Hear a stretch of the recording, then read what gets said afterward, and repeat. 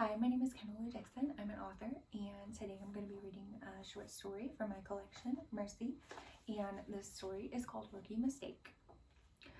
It's a cool October evening. The full moon rests on top of wispy clouds. The Cat Club bar is unusually quiet for a Friday night. Dorian sits at the bar. His pale hand rocks a half-empty glass of Pendleton. The ice cubes quietly clink against the glass. His long blonde hair is pulled into a messy braid. He sighs. Mr. Blackwell?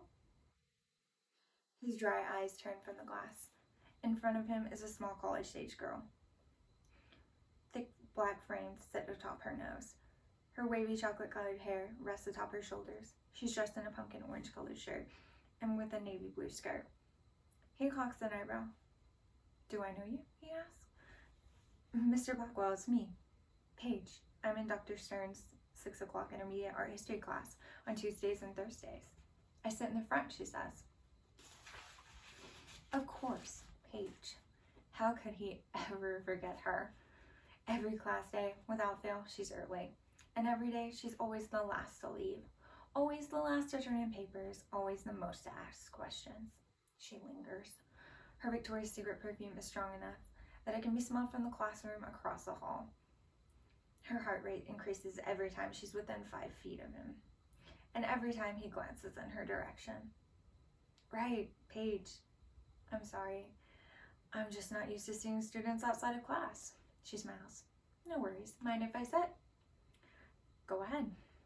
She takes a seat at the empty bar stool next to him. Her perfume is overshadowed by the strong scent of tequila. She's been drinking to the point that her blood would be sour, unlike the typical sweetness of O positive. "Can I get a mojito, please?" She turns towards Dorian. "What are you doing in a bar this far out of town?" He takes a sip of his whiskey. "I could be asking you the same question. I live nearby." "Oh, I was actually on a date. Or supposed to be, anyway." "That would explain the tequila. What happened?" "He stood me up." Dorian grits his teeth. "I shouldn't have asked." She toys with the straw on the mojito. "It's fine. It's not a big deal or anything." She gulps down her drink. "It's not like I drove 40 minutes or anything. Bartender, can I get another, please?" Dorian shakes his head at the bartender. "I think you've had enough. Don't be such a spoilsport." "Paige, I'm serious. I think you need to sober up so you can drive home." She rolls her eyes. "I can just drive now. It's not a big deal." She tries to take a step but stumbles and nearly falls. Dorian grabs her wrist. The warmth of her skin sends a shiver up his spine. "Just take a seat," and Paige throws up. The vomit encompasses the floor and stains her shoes. "Seriously, dude," the bartender says. Dorian apologizes, tossing enough cash to cover his tab and then some, and drags Paige outside of the bar. Goosebumps cover Paige's tan skin. Embarrassed, she refuses to make eye contact. Dorian takes his jacket off and wraps it around her shoulders. "I'm sorry." "It's alright. Come on, let's get you somewhere warm where you can sober up." "Where?" Dorian scratches the back of his head. "I guess we can go to my place, as long as you promise not to mention this to anyone. Ever. It would look bad and it could put my job in jeopardy." Her eyes light up. "I would never think of doing that." The 10-minute car ride back to his house felt like an hour. She wouldn't stop talking. Dorian was able to tune her out for the most part. He only offered an occasional nod or to make her think he was listening. Dorian rents a small house with a nearby house, vacant, dilapidated houses. The grass and weeds are overgrowing in his front lawn. Most of the bushes in his flower bed are dead, but the ones still alive are misshapen and poor. Several of the screens are torn from the windows, lying against the red brick. The only illumination is provided by a flickering porch lamp. "This is charming," she says. Dorian shrugs his shoulders. He unlocks the front door and escorts her inside. The living room is small and unorganized. Books upon books are scattered about the floor, coffee table and couch, as well as overpacked on the shelves. A cat tree is lit against the bay window, where a black sphinx is dozing. "Oh, he's cute?" Paige extends her hand to the cat, awkwardly patting its oily skin. It curls back its lips and hisses. She barely has enough time to recoil her hand, narrowly missing a bite. "Don't mind Ramses. He's not a fan of humans." He moves a pile of books from the L-shaped couch onto the floor. "Why don't you remove your shoes and have a seat?"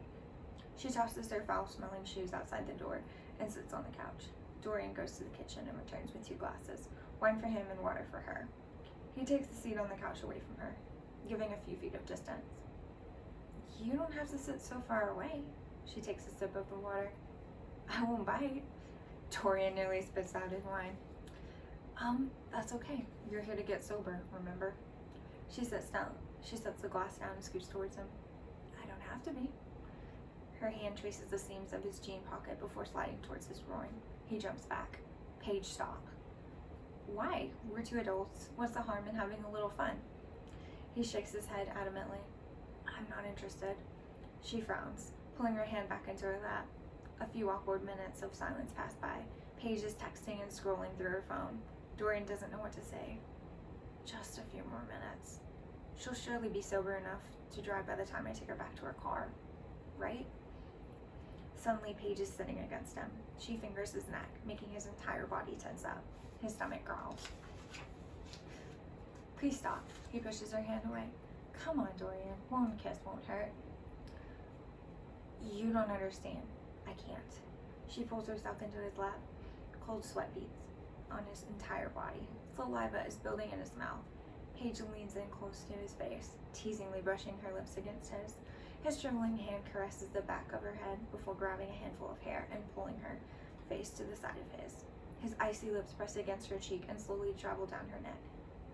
Gently, he kisses her neck, making her melt into his grasp before softly biting her skin.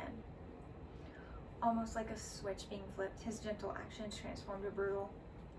Paige lets out a blood-curdling scream as his fangs pierce through her flesh and sink into her jugular. Crimson fluid gushes from the punctured skin onto the wild-eyed vampire and seeps through his cotton shirt. Dorian's body starts shaking violently as he begins drinking her blood. Despite the alcohol, the taste is still sweet and orgasmic. Why? What are you? She tries to pull away, but her body is frozen. Dorian's grip is too strong. She opens her mouth to scream again, but no sound comes out. Tears stroll down her cheeks as the color fades from her face. Her eyes are dulling as rapidly as her pulse. Paige's body goes limp as Dorian takes one final slurp. He pushes her arms away from him, the force knocking her off the couch and onto the shag carpeting. He wipes the excess blood from his face and licks it off his fingers. Ramses meows, his yellow eyes fixated on Dorian. What? The Sphinx stares blankly at him. He sighs. If only Cass could talk. He looks down at Paige's body. On second thought, it's probably best they don't. The next class day, Dorian went in as per usual. The instructor, seeing Paige's empty chair, simply marked her absent, and then cruised right on through the lecture. Class ends early, a quiz finishing off the hour. As Dorian is gathering up papers, a chubby girl approaches him. He waits for her to hand him a paper, but she isn't holding anything. I guess you two had a long night, she says, winking. Dorian looks at the girl, tilting his head slightly. Pardon me? What are you talking about? No need to be coy. I'm Jessica, Paige's roommate. I know all about your late night rendezvous. She texted me and said she was probably going to be out all night. Dorian's cold, dead heart falls to his stomach. As he processes her words, he could already see his future. Police officers banging on his door, missing posters featuring Paige's most recent selfie, and news reporters sharing his image across the nation. Don't worry, Mr. Blackwell. I'm not going to tell the professor. Just make sure you tell Paige she needs to come home tonight so we can study for our chemistry test tomorrow. She pauses, studying his appearance. Are you okay? You look pale. Or I guess I should say paler than usual. Thank you for watching and listening. I hope you enjoyed it.